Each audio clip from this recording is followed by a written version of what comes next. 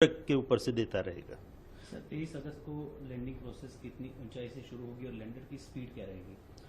तो जैसा कि मैं बता रहा था कि प्रोपल्शन मॉड्यूल तो चंद्र की कक्षा में घूमता रहेगा और साथ में उसके साथ जो लैंडर मॉड्यूल है जिसको कि हम सॉफ्ट लैंडिंग कराने की कोशिश कर रहे हैं, तो वह 17 अगस्त को लगभग 157 बाई 167 किलोमीटर की कक्षा में था।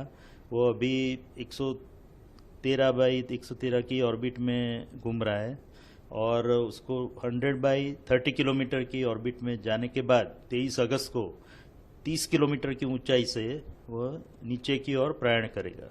सर लैंडिंग में कितनी मुश्किल हो सकती है और यदि 23 तारीख को कोई टेक्निकल प्रॉब्लम आती है तो क्या होगा सर?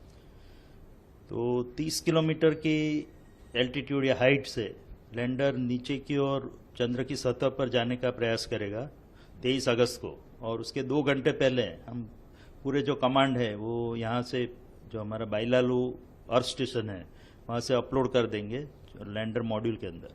और उसके बाद जो लैंडर मॉड्यूल की हेल्थ चेकिंग, टेलीमेट्री और चंद्र में जो स्थिति है उसको सबको ध्यान में रखते हुए लगभग 2 घंटे पहले हम ये निर्णय लेंगे कि उस दिन चंद्र पे उत्तरायण करना ठीक रहेगा कि नहीं रहेगा। तो अगर मेरे ख्याल से कोई और मुश्किल तो आने वाली है नहीं और हम पूर्णतया 23 अगस्त को ही चंद्र पे उतरने का प्रयास करेंगे। बट अगर कोई हमको ऐसा आपत्तिजनक लगता है तो हम लैंडिंग को पोस्टपोन करके 27 अगस्त को करेंगे। तो उसके लिए भी हमने पूरा सावधानी बरती है और उसके लिए जो भी कार्य करना है, वो जो सब प्रणाली है वो सब भी तैयार रखी है। तो हम जो मोस्ट प्रोबेबली हम 23 अगस्त को ही उत्तरायण करेंगे, अन्यथा 27 अगस्त को। और 23 अगस्त को 30 किलोमीटर की हाइट से वो लैंडर नीचे उतरने का प्रयास करेगा। तो और उसकी जो वेलोसिटी होगी 30 किलोमीटर की हाइट पे वो लगभग 1.68 किलोमीटर पर सेकंड, जो काफ़ी गति मानी जाती है, स्पीड मानी जाती है, उससे वो नीचे की ओर प्रयाण करेगा। और जैसा कि आपको पता है चंद्र का जो गुरुत्वाकर्षण है वो उसको नीचे की ओर खींचेगा। तो उसके बाद वो इसलिए हमको जो थ्रस्टर इंजन है उसको रेट्रोफायर करना पड़ेगा जिससे कि उसकी स्पीड कम होती जाए और धीरे धीरे जब चंद्र की सतह पर पहुंचेगा तब लगभग 0 स्पीड हो जाएगी उसकी। तो उसके लिए हमको इंजन थ्रस्टर फायर करेंगे। तो ऐसे 4 थ्रस्टर इंजन हमने लगाए हुए हैं लैंडर मॉड्यूल में।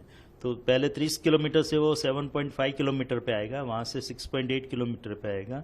उसके बाद वो 2 इंजन हम बंद कर देंगे और फिर 2 इंजन से ही नीचे की ओर प्रयाण करेगा। जो 2 इंजन उसको रिवर्स थ्रस्ट देंगे, जिसके कारण जैसे कि मैंने बताया जब 30 किलोमीटर पे था उसकी गति 1.68 किलोमीटर पर सेकंड थी, वो 6.8 किलोमीटर तक आते आते 350 मीटर पर सेकंड तक हो जाएगी, यानी कि 4 गुना कम हो जाएगी।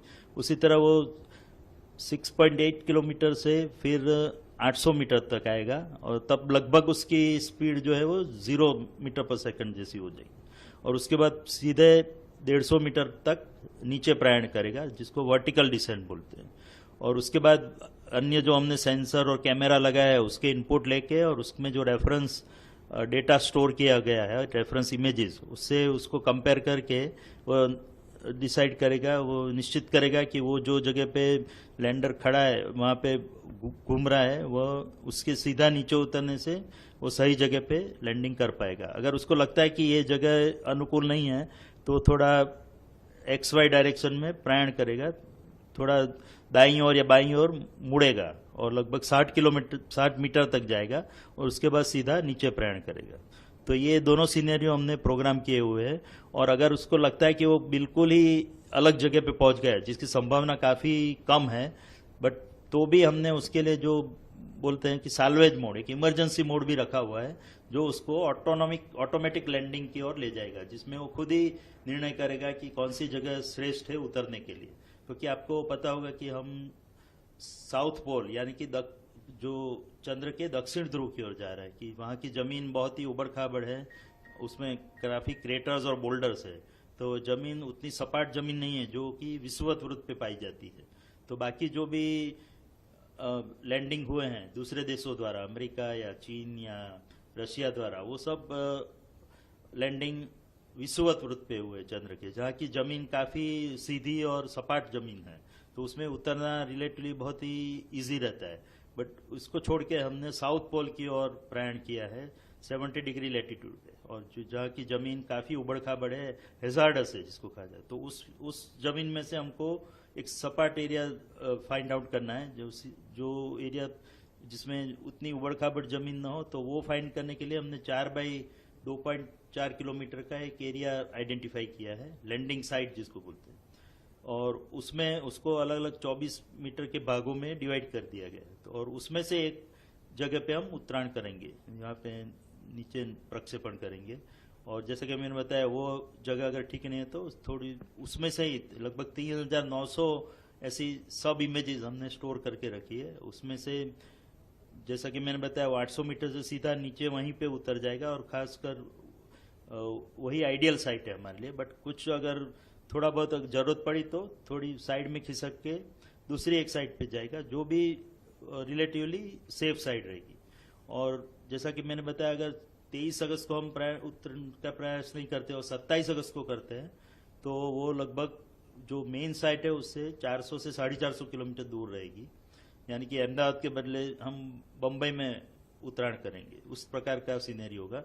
बट वो साइट भी उतनी सही नहीं है जो पहली साइट है, बट फिर भी उसमें भी हम सफलतापूर्वक नीचे लैंडिंग करने में सफल हो जाएंगे, ऐसी हमारी पूरा कॉन्फिडेंस है।